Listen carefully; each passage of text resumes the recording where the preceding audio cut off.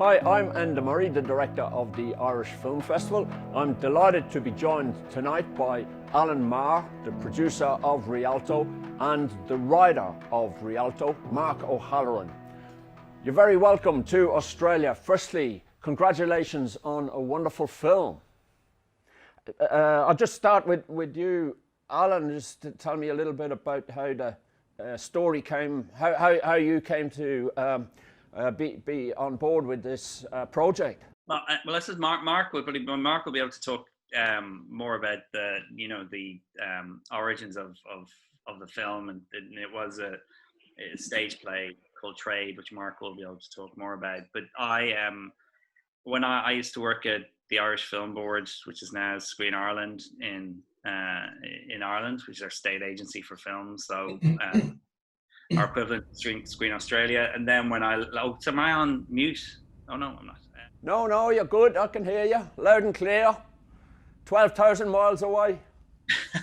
So when I left, I set up a new company with Danielle Ryan, who's an entrepreneur here, and we had a company called Roads Entertainment, and we were looking for material, and I knew Mark from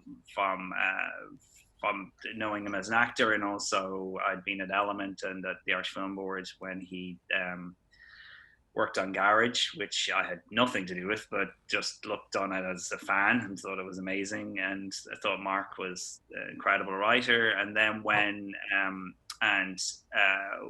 we were looking for projects, I met with Mark and I asked him if he had anything, and he suggested we look at the play Trade, and then we had some development money that we had from Danielle through Roads Entertainment, and brought it to the Irish Film Board as well, and they came on board, and then we just started developing it with Mark, and then Mark went off and started writing the script. But it wasn't very complicated. Mark, as I said, a very, very clear idea of what he was going to do with the material, so it didn't require an awful lot of in-depth conversations about the direction it would go in. Mark was very, very clear from right from the start what the how the script would come to be from and develop from the stage play, and that was it really. And then we just started. We developed it over a number of years. But I suppose Mark can tell more about the origins. I think that would be far. Yeah. That'd be fabulous. Hey, Mark, lovely to talk to you. Been a big fan for a long time, so very, very good to have a chat. And yeah, so I know that it was developed from a stage play. And what year did you write Trade? So Trade went on at the Dublin Theatre Festival, the International Theatre Festival, either 2011 or 2012, I'm not sure which. It was a site-specific work. It was quite a short, intense play, about 50 minutes long. It took place in the bedroom of a working bed and breakfast up on North Denmark Street in Dublin. And the two actors were in it, and we built a small razor where 30 people could come in and see this very intense play.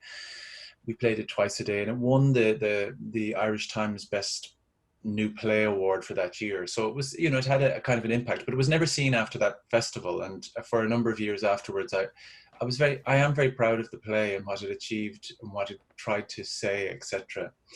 And so when Alan asked, did I have any materials that I might want to turn into a film, I sent him the play because I felt there were a number of themes and things within it that I felt were new, that hadn't been seen on the screen before. That type of portrait of a man, the portrait of its sexuality that was depicted in it, and so that was kind of why I was interested in developing it further. I was going to ask that. Adam and Paul was a film of its time back in 2003, and what had changed, do you think, in Dublin or in Ireland that would make Rialto a film of 2019?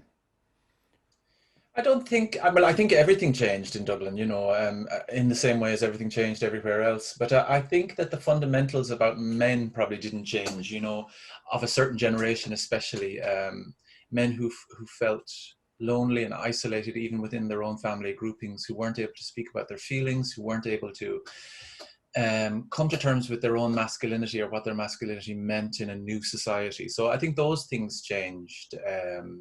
Again, it's a film about somebody on the margins, either economically or socially or even emotionally on the margins. So in that way, it is part of a continuity of work. Yeah, I interviewed Paddy Brannock a couple of years ago here when he was here with Viva, and it struck me that you have a record of writing from the edge, or writing from the outcast, and garage, I suppose, again the same kind of thing.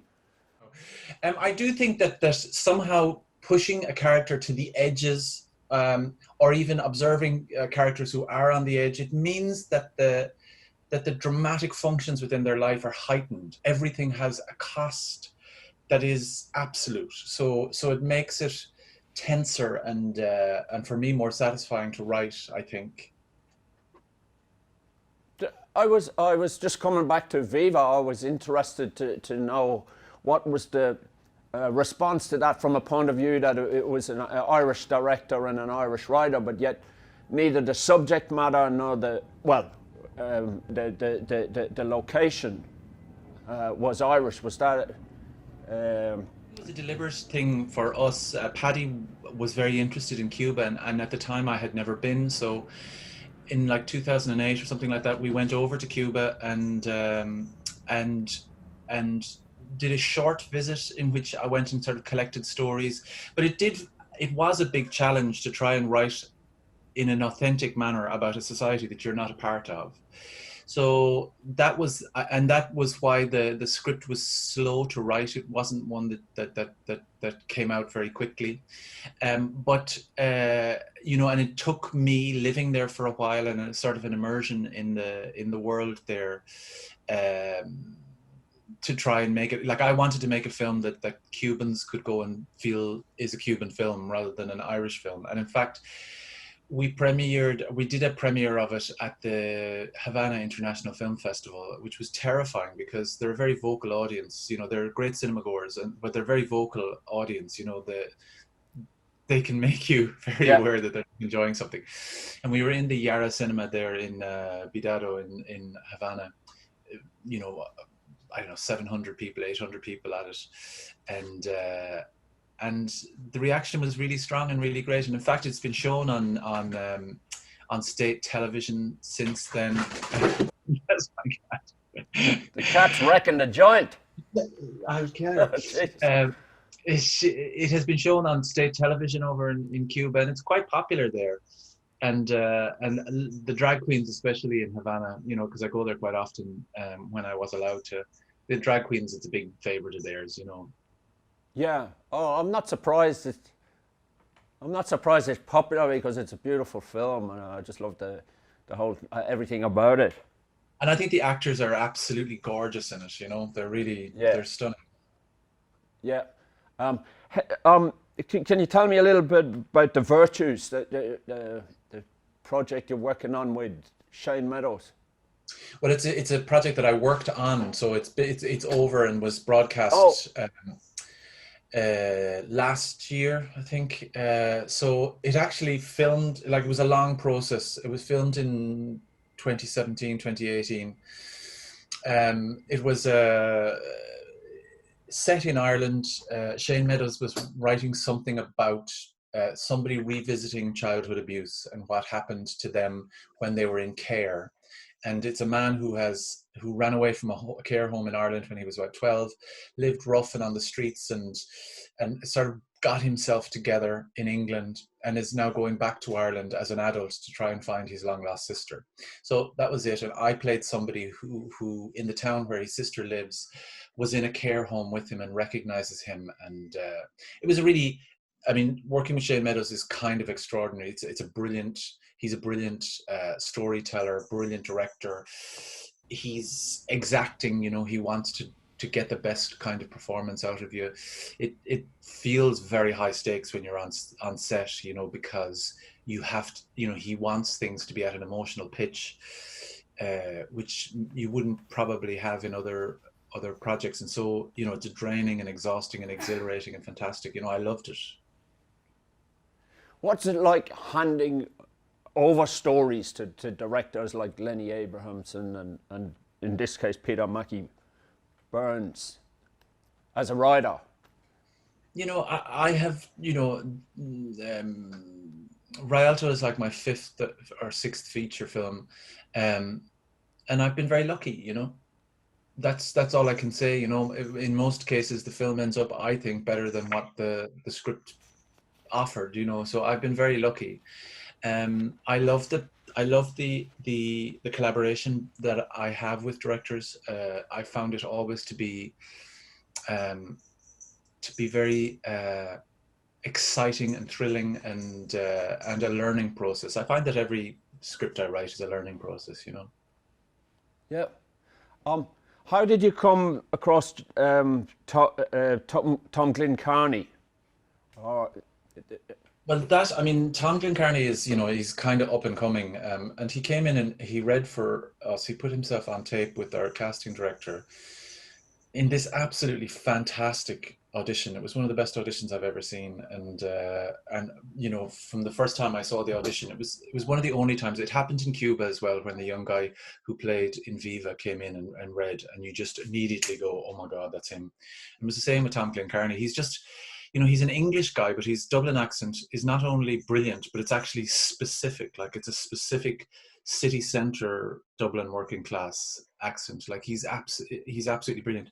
He tells me that Barry Keoghan sort of coached him in how to do a Dublin accent when they were working on Dunkirk, the Nolan film, together. So that's probably where he must have just an incredibly musical ear, because I think his accent is not perfect. yeah, he certainly fooled me, and yeah, he's very, very convincing. Could I just jump back to Alan and just talk about what's happening with the film industry in Ireland at the moment with COVID? How has it impacted?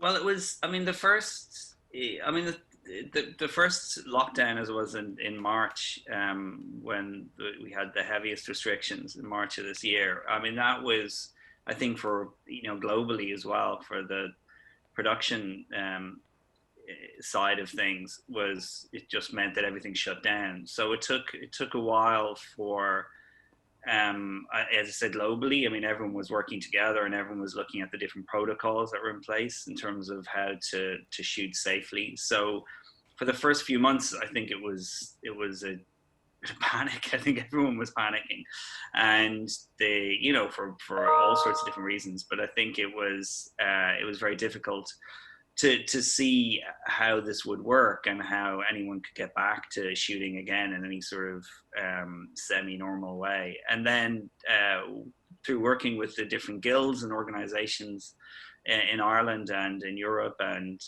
globally, we everyone came up with a list of protocols. And then when restrictions were eased a little, we all you know, we could get back into production, and that's what's happened in Ireland. We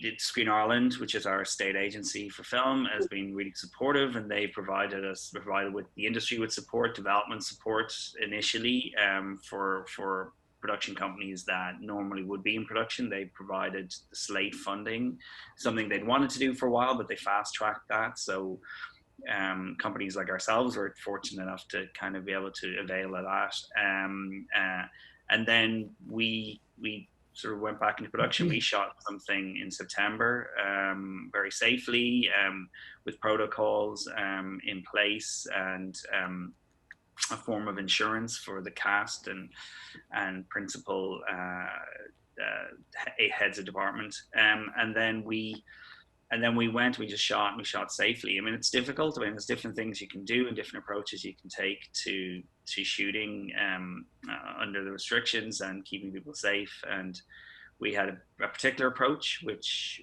seemed to work out quite well, but we were quite fortunate. Our last feature, it was very contained, and I suppose that aside from productions ongoing here, there's been a number of independent productions, and then more studio type productions and streaming services have various productions going on. So it's quite busy in Ireland right now, production wise, but everyone's observing the protocols. There's been no outbreaks, and everything's been done very safely. And in fact, I think it's been mentioned that film production is one of the safest of all all businesses at the moment. We certainly kind of going above and beyond. But cinemas are the biggest blow. I mean, I think we've had 3 films now that we've either pushed back or haven't been able to release properly in cinemas, and that's a real challenge. So but hopefully there may be a change in how cinemas are looked upon, that perhaps it may not be looked upon more as retail perhaps, which may allow more of them to open. So, but again, cinemas here have been very safe. There's been no outbreaks or anything, but it's been tough for everybody, and we've been very lucky to have Screen Ireland and people supporting us, and there's been a real and a really good, I think Ireland has really great crews and also really good producers. I think the production companies have really got together and figured out a way to get people shooting again. So it's better. It's unusual shooting under these conditions, but people get used to it. It's like wear a mask and be socially distant where possible, and observe the 2-meter rule, and it's work in pods, and people have different ways of approaching that, but it's hopefully production is the main thing, and even under level 5 restrictions, film production is still go ahead, which is what's happening. Right, very good. Hey Mark, has the lockdown, has that caused you to be able to be creative or not creative? Well, acting work has all but dried up. I think that, which is difficult, but I have, I'm a writer, so I have been busier than I've ever been. I think by the end of this year, I'll have written 10 scripts. So it's a lot of television companies are really anxious to have material ready to shoot when things really open up. I'm writing the new adaptation of the Sally Rooney, her first novel, for Lenny and all of those who did Normal People. I'm adapting a John Boyne novel for American television. So I'm very busy. I have been back on set on films as an actor. I had a few days on something in Donegal last week. I've got a week on a television show over in England, in Manchester, at the start of December. So things are beginning to wake up a little bit. But, I feel sorry for, the theatre sector, for instance. I had a play that was supposed to be on at this year's theatre festival, but, there's an imponderable about where do you put an audience, and it's what's closing cinemas and it's what's closing theatres. There's no safe way to put an audience in a room together. So for the foreseeable, all theatre will remain closed. So, and that's a heavy blow for actors, I think. But I think there is, as Alan was saying, Screen Ireland have been very good. There's a lot of development money that they're putting into the system to keep people afloat, and I think that there'll be some interesting films come out of it, I'm sure. Fantastic. Thanks a million. Congratulations on the Film and Television Award for the writing of Rialto, and congratulations to you, Alan, for the success of the film, and Tom Vaughan Lawler getting the Best Actor. And thanks a million for joining us here this evening in Australia and this morning in Dublin. And thanks to the cat for not wrecking the joint completely. Yes, she has completely destroyed the place. Thanks, guys. Bye-bye.